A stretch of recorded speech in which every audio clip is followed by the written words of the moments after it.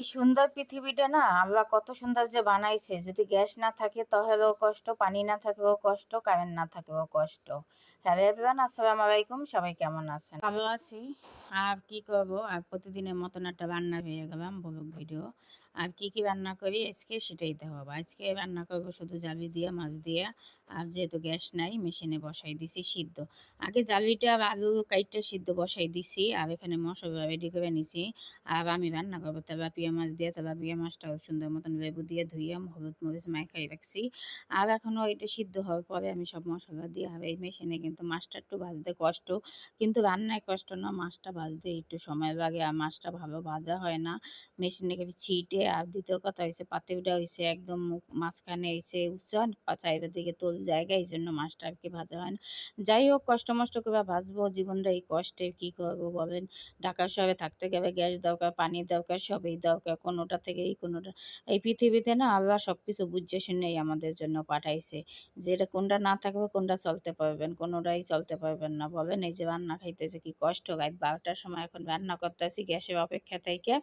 Gas আসে না, এই যে একটা একটা তরকারি রান্না করি, সুন্দর মতন খাইতেও পারতেছি না। রান্না বান্না করে কী করবো বলেন, আর তৃপ্তি পাই না। রান্না করি ঠিকই, এরকম কষ্ট করে রান্না করা। কে কে আমার মতন কষ্ট করেন কমেন্টে কিন্তু জানাইবেন। আর বোনের মেশিনে রান্না করতে আছে কেমন হয়েছে কমেন্টে কিন্তু অবশ্যই জানাইবেন।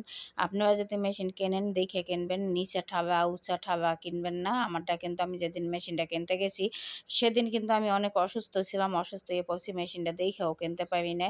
মেশিনটা চাইবার দিকে হয়েছে ঠালা, উপরে হয়েছে মাঝখানে হয়েছে উঁচা। এই উঁচার জন্য তেলটা সাইডে চলে যায়, মাছটা ভাজতে কষ্ট হয়ে যায়। আপনারা কিন্তু এটা দেখে অবশ্যই কিনবেন।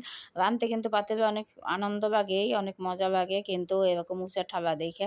যাই হোক, মশলা কষাইয়া এখন জালিটা দিয়ে একটু কষাইয়া, চুলার মধ্যে পানি আছে একটু গরম হালকা, সেই গরম পানিটাই দিয়ে দেবো জালিতে। আর দেখেন জালি কে কে পছন্দ করেন, সাথে কিন্তু আমি টমেটোও দেবো জালিতে। আর জালি তরকারিটা আমার তেমন পছন্দ না, আমার লাউটা একটু পছন্দ, কিন্তু জালিটা আমি পছন্দ করি না। তারপর রাঁধতে হয়, কী করবো, সবসময় এক তরকারি খাওয়া আর ভালো লাগে না। এখানে আমি পানিটাও কিন্তু এক মগ দিয়ে দিছি, আর সাথে মাছটাও দিয়ে দেবো, যেহেতু মাছটা ভালো ভাজা হয় না, মাছটাও সিদ্ধ হয়ে যাইবে। যাক, যে কষ্ট, আর কি করব, কষ্টটা মাইনা নিতে হইবে। পৃথিবীতে বাঁচতে গেলে থাকতে গেলে কষ্ট হবে। তরকারিটাও হইতেছে, ডাইকা দিছি দেখেন, অসাধারণ কিন্তু হয়েছে। আর আজকে ধনিয়া পাতা নাই, যেহেতু জিরা দিছি, এই জিরা দিয়েই নামাবো। আর কি করব বলেন। আর এই যে টমেটো কাইটে নিছি, এই যে টমেটো দিয়ে দিতে আসি। আর টমেটোটা একটু কাঁচা কাঁচা থাকবে দেখে আমি লাস্টে দিলাম। আপনারা এভাবে কিন্তু রান্না করে খাইতে পারেন। আর যারা জালি পছন্দ করেন তাদের জন্য কিন্তু পারফেক্ট। আর জালিটা কিন্তু চিংড়ি মাছ দিয়া, মুরগির মাংস দিয়েও মজা। কে কে পছন্দ করেন, আমি জালিটা পছন্দ করি শুধু ডাল দিয়ে। একটা ডাল রান্না করি জালি, ওইটা দিয়ে যে কী পরিমাণে মজা জালি। যাই হোক, সবাই ভালো থাকবেন, সুস্থ থাকবেন। আল্লাহ হাফেজ।